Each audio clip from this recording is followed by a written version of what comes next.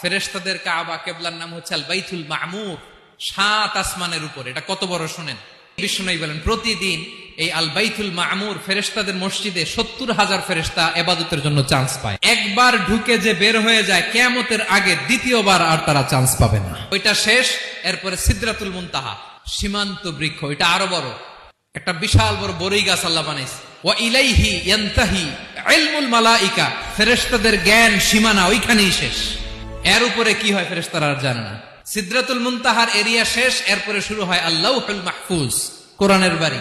এটা মিন দুররাতিন বাইদা, সাদা ঝকঝকে ডায়মন্ড দিয়ে আল্লাহ বানাইছে। আমাদের সবার তাকদীর, ভাগ্যলিপি ওইখানে লেখা, কি হবে না হবে। কোরআনের বাড়ি ওইটা।